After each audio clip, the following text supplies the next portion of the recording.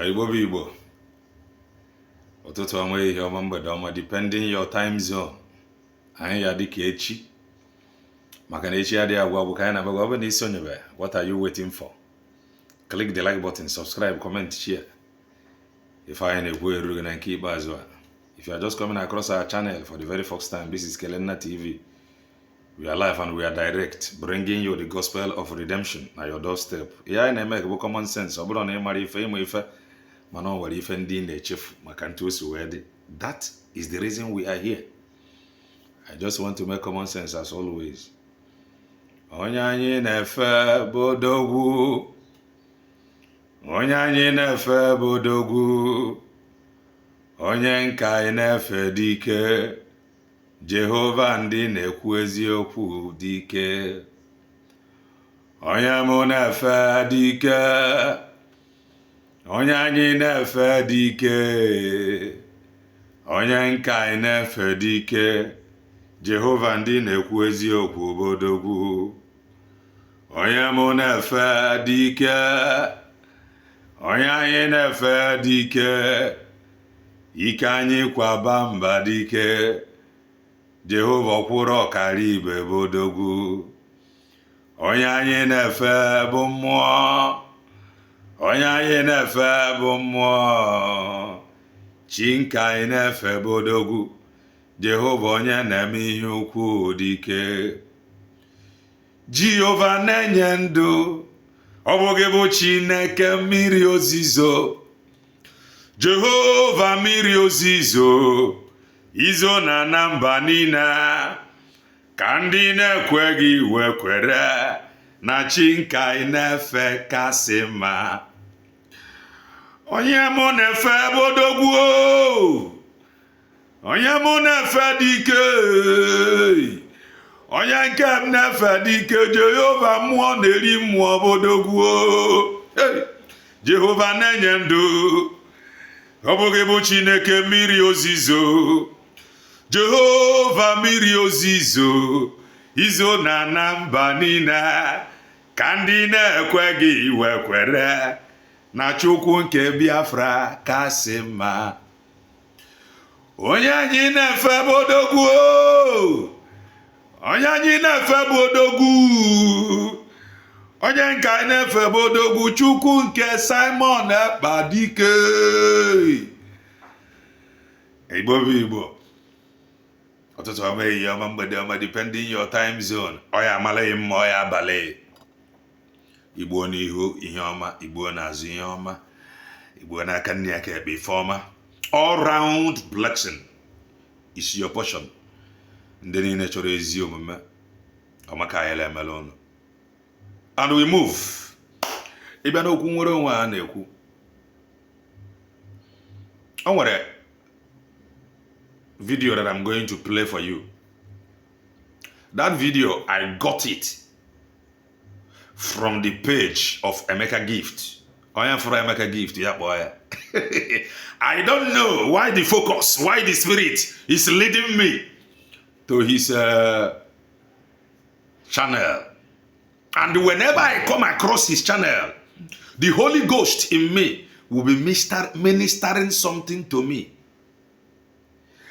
Mgbe ọbụla m bịara across his channel, the Holy Ghost will be ministering something to me. Maka na I find his channel very interesting. But do you know the funny thing? That the interpretation na-enweta from his channel ọ na-adị iche from what he stands for or from what he is representing. Ya ka nji wee sị gị that of a truth. He belong to autopilot. Mana out of ife nrite ọ na-eme ihe ọzọ na-ekwu ife ọzọ.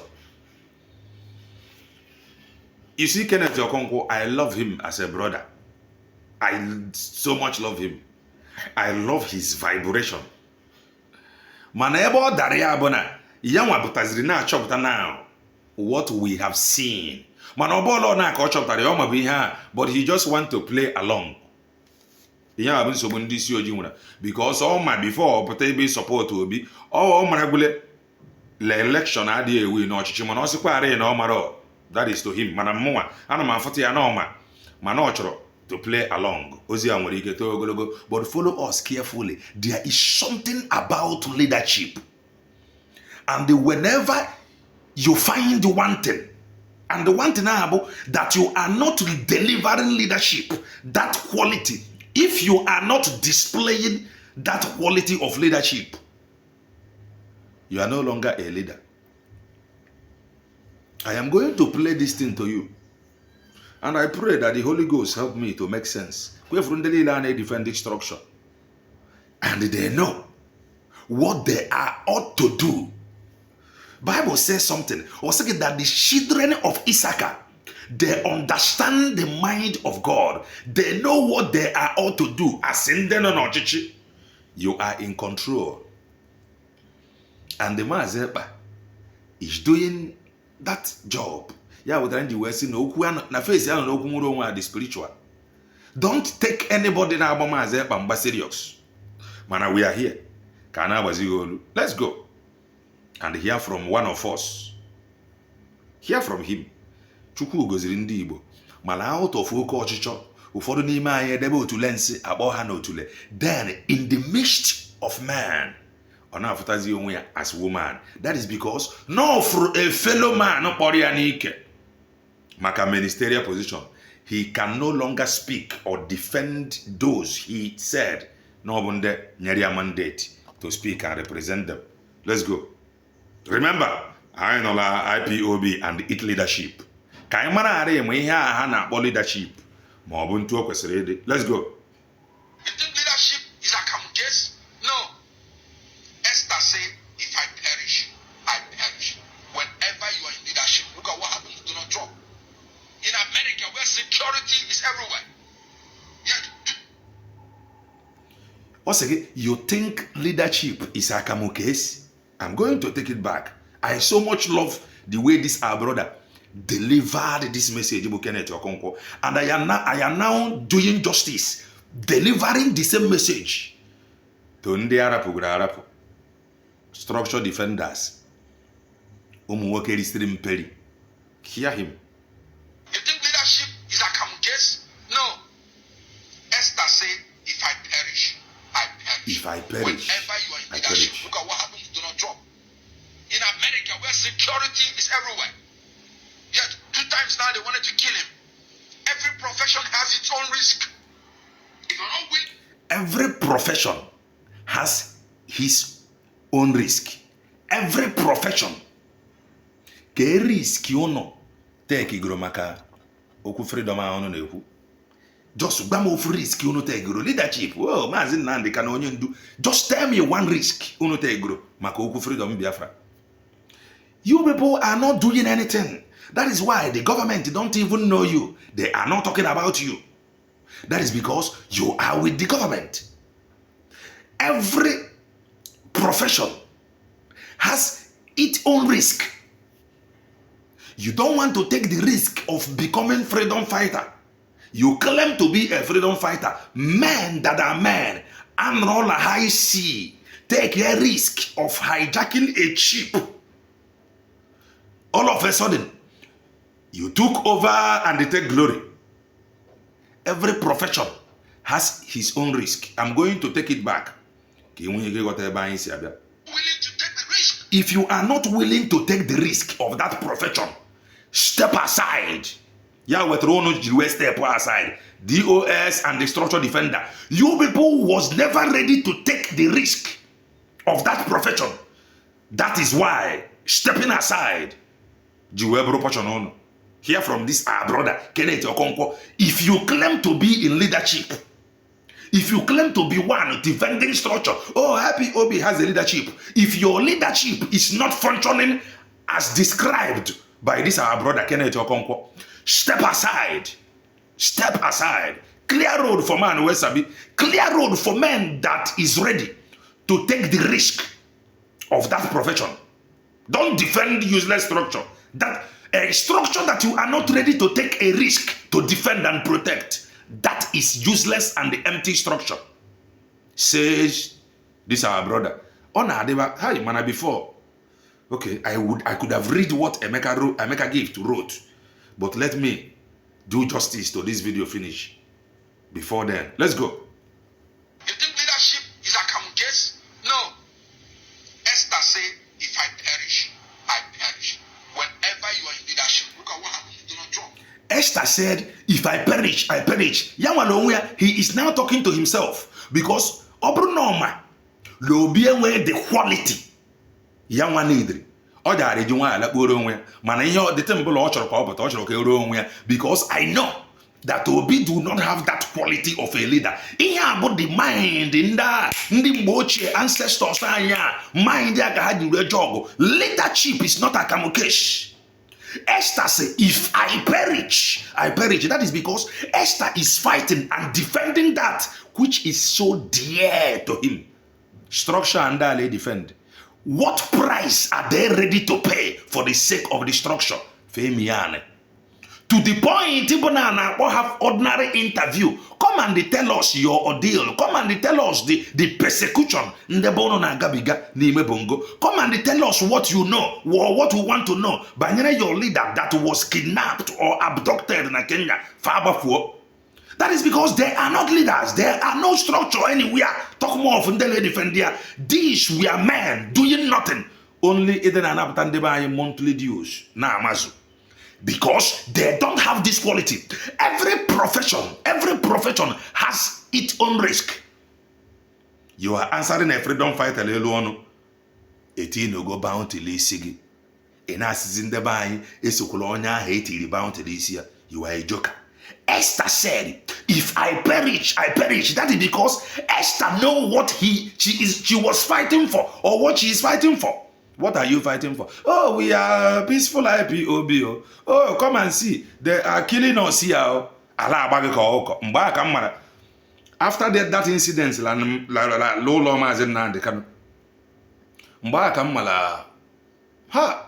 Landeba has been really fooled. I'm being honest. He has a grown man. Or for Python with Yahweh. Oh, Judeo Isilaka. Later we are formidable. After can watch at here. And the thing happy does oh, tweet to UN. Tweet to make it go viral. Everybody should tweet. Every profession has its own risk, says this our brother. If you are not willing, ready to take that risk, step aside. Donald Trump, offense assassination. He still continue. Okwe from Azepa, Aboli Eberima, Aboli Amphitreto, Aboli Amakoda, Aboroli Obu, Asala Obu Onibu, Aitile Bounty Lycia, Asala Obe Flaniman, Abochali Helila. He is still going because nobody Brunamoma go and listen to him. He is the carrier and deliverer of New Dimension. Share his broadcast. That was when Onyen Dumazen Nandekano he submitted to New Dimension. He saw that which he don't have. Osegi, oya go and listen to him. Share his broadcast. He is bringing that which I don't have. He is indirectly telling you, Leamazi the next move. Leonya have something. Every profession has its risk. If you are not ready to, before you come to the front, you must challenge what is before you. But no, about somebody he who God sent to challenge that is challenging you. You cannot challenge that thing. And if somebody came to challenge that thing that is challenging you, it on la challenge you. Babazia onye bere challenge if na challenge you mba. E say ka take be serious. Ile defend this IPOB enwe structure. Obolo if you know. I'm going to take it back. Pay very good attention. If this our brother line out here, Leone Warrior defending leadership, you should get out the way. Get out of here, man. Every profession has its risk. As a freedom fighter, and we risk it and risk here. We might at ready. Okay, I imagine one meeting. Keji de that your same agent you. Ejele Finland, Messiah meeting. God help me. Let me allow this thing to roll. You think leadership is a common case? No. Esther said, if I perish, I perish. Whenever you are in leadership, look at what happened to Donald Trump. In America, where is everywhere. Yet 2 times now they wanted to kill him. Every profession has its own risk. If you're not willing to take the risk that is attached to any profession, step aside. Thank you. So that people who are given that mind by God will go ahead and serve God in that capacity. Thank you. People who God gave that mind, step aside, let them come in to go ahead and serve God in that capacity. Hey, Chileke, God help me. Igbo nwere man, no Igbo nwere man ubu agrima. Ọ bụrụ na ị nwere what it takes, o nwere ndị Chukwu nyere ya from mpụta ụwa. That is their own gift. That is their own ministry. Step aside that they may serve God, because if you try to stop them, ụbọchị ikpeazụ eluigwe ya adọ gị bam bam bam. Why? Because you stopped them, you prevented them from serving God in that capacity of leadership. Yak overtaking you where they allowed.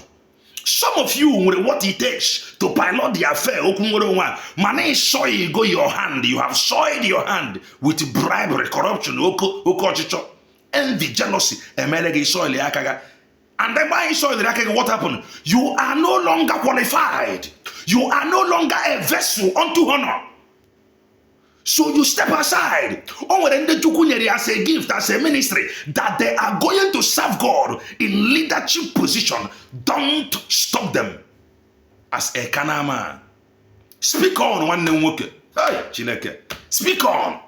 Speak on. This is a gift.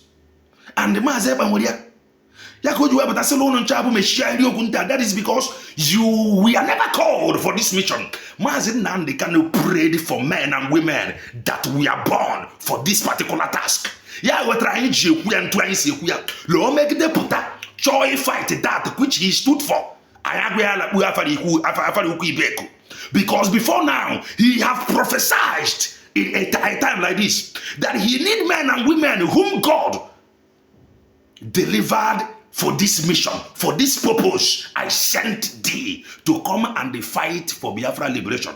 Yeah, about the prayer of Mazin Nnamdi Kanu. He was asking for men and women whom God Mazin Achobu meeting woman or Mazin Nnamdi Kanu said, Leale Beziepere. They need 300 men. That he is asking Elohim for 100 men. Because that God gave that gift to deliver this Biafra to us. Had the 100, they will move mountain. Also had the 12, they will move mountain. Christ with only 12 apostles. All in the Bible. Mazin Nnamdi Kanu, before he put an boy head in the Bible number 12 apostle. Remember, Mazin Nnamdi Kanu asked God for only 100 men for him to march. And the man sufficed. I am 50 in one. If you are not called, step aside.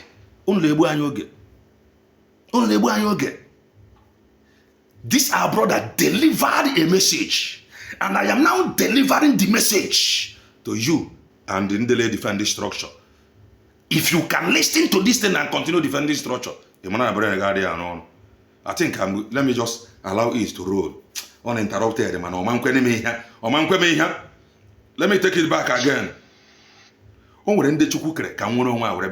And they must serve God in that capacity. And the get how you serve God in that capacity, they must come to your face and they tell you to step aside. That overtaken is allowed.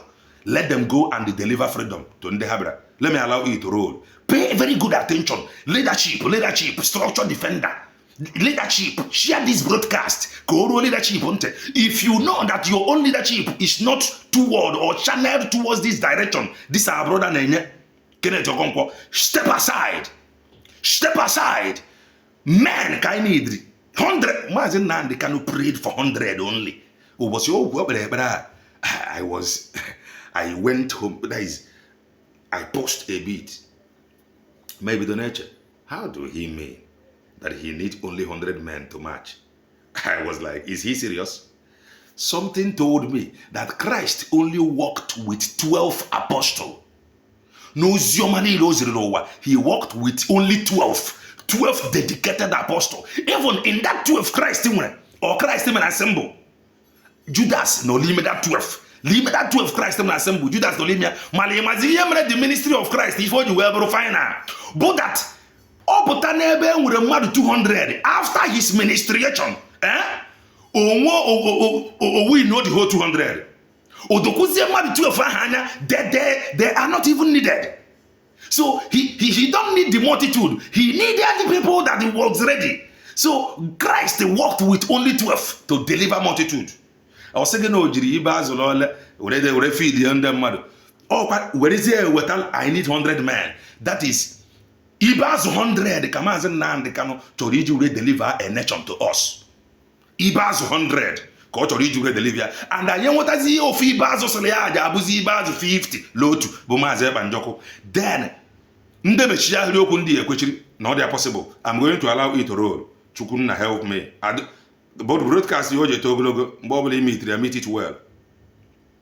If you don't have this quality, this our brother or Alpha here, step aside. You think leadership is a common case? No. Esther said, if I perish, I perish. Whenever you are in leadership, look at what happens to Donald Trump. In America, where security is everywhere. Yet, 2 times now they wanted to kill him. Every profession has its own risk. If you're not willing to take the risk that is attached to any profession, step aside so that people who are given that mind by God will go ahead and serve God in that capacity. Thank you. If you're an actor and an actress and you say you're not going to hug babes and you're not going to kiss them, step aside. Because that's what If you are an actor or actress, you say you are not going to hug babes, step aside. That is the profession. That is the game. If you are a freedom fighter, you don't want to show your face to the camera, you step aside. Step aside. Step aside. The Lord and I cause confusion. Step aside. In the bank, Kenneth Okonkwo is talking to the Zori Hugezola media. Kenneth Okonkwo, imali here truth to you truth. Truth is said to deliver a generation. Obroma kofuanya, obroma ka few. Nde watching into her watching. Truth when they to deliver a nation. That is one thing about truth. Man, say to the hearing of few. Man, truth is to deliver a generation. I'm not going to take it back. Let me allow it to roll from there. That's what the job is. Don't come and say you're a born again Christian.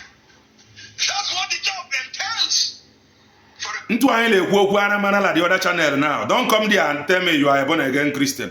That is what the occasion demand.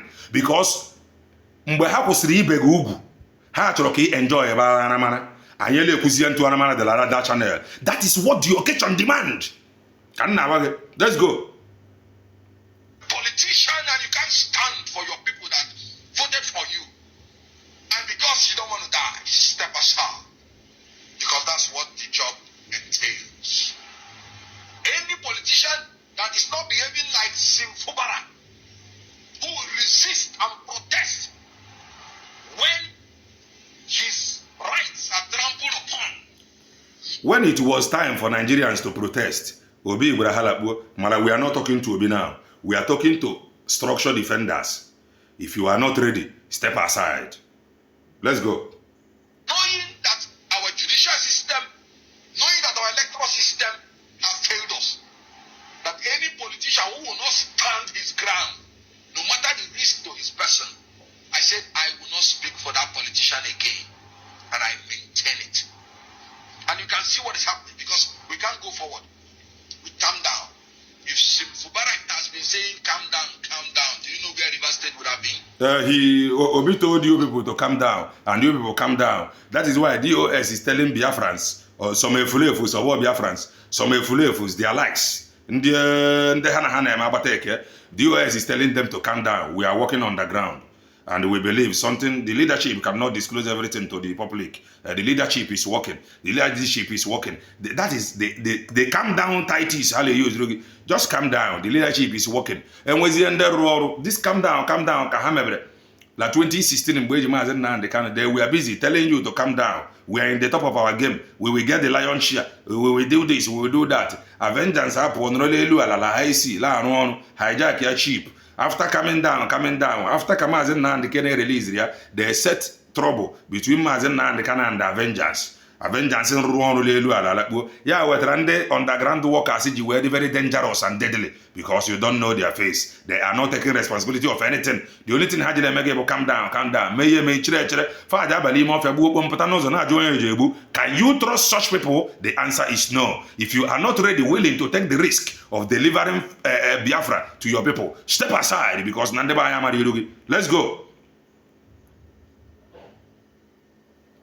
Is ready for them. It's fully prepared. The election must go on. The election must go. Winners must be declared. They will be sworn in.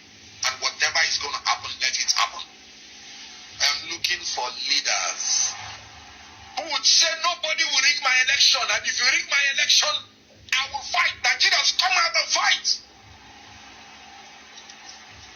If they kill anybody, let them kill all of us. Oh yes, and thank God I'm seeing it happen. What Fubara did, was he advocating for violence? Was he advocating that the law should be broken? No. He was advocating for his right. That's my opinion. That's my advocacy. We must advocate for our right and stand by it. I did not disqualify anybody. I don't have that right. I said I am not going to speak for anybody going forward except this person meets this criteria. In any case, we have finished 2023 election. That criteria is what our people saw in Maze Banjoko. Amamelagata, Yag had structural defenders, Bakuria. That criteria behind the Bible. Let's continue. Bishop, 2027 election has not come. So anybody who is saying betrayal, what am I betraying? There is nothing on ground. When I was a spokesman in 2023, I did my job. There is nothing on ground. There is no structure. Believe is right. But you can see that in Nigeria, you not only have to have the power to win election, you have to have the power to defend your election. So anybody that does not have that spirit of power to defend the votes in a manner that you would say, whatever happens to me as a person, let it happen. I am not willing to speak any further for the person. So what I just said is that going forward, I will no longer be part of this until these fears are addressed. So I did not disqualify anybody. One, I don't have that power. And two, I am not betraying anybody because I am still a member of Labour Party.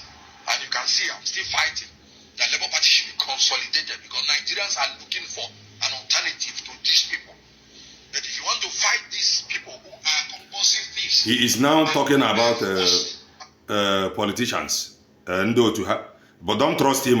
For the fact that a politician, don't trust him. Just with a few things, he join area and leadership. Let me take it back so that let it roll to some beat. Leadership, take it. But then where is the leadership? I just took it back. Pay attention to some point. I'm going to end it. Pick those points. you think leadership is a common case? No.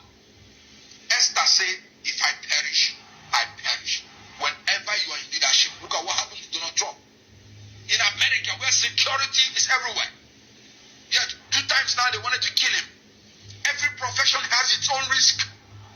If you're not willing to take the risk that is attached to any profession, step aside so that people who are given that mind by God will go ahead and serve God in that capacity. If you're an actor and an actress and you say you're not going to hug babes and you're not going to kiss them, step aside. Because that A freedom fighter that don't want to show you his works. Leluala. Oh, mumwalk. Oh, mumwalk. Onya have a freedom fighter. Onya belong to underground. The men of the underworld. You gotta go. So Raponi Island underground. Mobile. I ain't no Leluala. So, a freedom fighter. You said you come to save me. You abandoned me in this earthly realm. You suddenly went underground in the underworld. You gotta go. So the man no dia. Maybe he lu ala na ebe na I belong because he lu ala ka chori you were.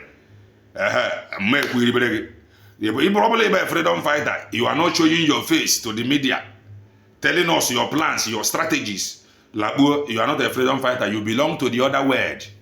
You got to go. So before I end this broadcast, let me allow you to write on some extent. Then maybe I go back and read the caption from Emeka Gift official. Kodo ya back and capture their story. That's what the job is. Don't come and say you're a born again Christian. That's what the job entails. For a politician, and you can't stand for your people that voted for you. And because you don't want to die, step aside. Thank you. Because that's what the job entails. If you are a freedom fighter, you don't want to show your face, you don't want to tell us what you are doing. Bruce structure ga alakpuo ndebe anyị na-edizi onye Kenneth Okonkwo waghị here. Mangila structure ga kpakọrọ ngwongwo ụnụla. That is what this our brother Kenneth Okonkwo is telling you, freedom fighters. Let me go and look for it and read it out for you to believe that actually I got it from Emeka Gift official. So that with this, when I tell you that Emeka Gift know where he belongs, know it. He belonged to the autopilot. And I'm going to read. This is from Emeka Gift official. It was dated October 6, 2024. 2:16 p.m. This is from his S account. This Kenneth Okonkwo is what this Tinubu government needs as an opposition. But in freedom fighting, he don't want to meet opposition. He don't want. He just want it on the ground. He want it leadership way. He want to deliver you on the ground. And I read again. His energy is revolutionary. But in the midst of suffering, Nigerians will still see him as an Igbo man. In the midst of suffering, Mazi Ekpa come to deliver you. Some of you are still seeing Mazi Ekpa as an agent. In the midst of suffering, seeing it very clear that Mazi Ekpa is genuine. Some of you are still saying that he was paid by Tinubu to come and destroy Igbo race. In the midst of suffering, you are still saying that Mazi Ekpa is not only Igbo. And I continue to read. The right energy is coming from an Igbo man. The always considered wrong tribe in Nigeria politics. I am a Biafran. The right energy is coming from Abakaliki man. Jesus nke anyị n'ikpeazụ a. Onye Abakaliki ka ọ bụ o ji eruru gị ma isi la wall. Ịchọba Jesus nke ndị Nazareth. Jebe ebe a. Presently, the savior anyị na-afụ taa Abakaliki ka o si. Jesus anyị bụ onye Abakaliki ka nna agba gị. The man that delivered to that which we don't have. The man that promised to deliver that which we don't have to us. Oh, onye Abakaliki. La that tribe or that ebe ahụ efe idolo ife dị mma ama mpụta di ya. Ebe a ka o si. Ọsọkwa gị kpọọ ya onye Kogi. That is your business. Mgbe ọbụla ndị Anambra, because ọ dịka ọla Anambra ka sabotu asị karịrị. Sabo isi regarịrị agharị. Ịghọtago mgbe ọbụla ha bidokwara kwụrụ n'ụzọ eziokwu, anyị agwakwa hala Jizọs nke anyị si Anambra. Jizọs nke anyị ọ bụghị ụlọ bụ Israel ka o ji esi. Anyị ka nwere Jizọs.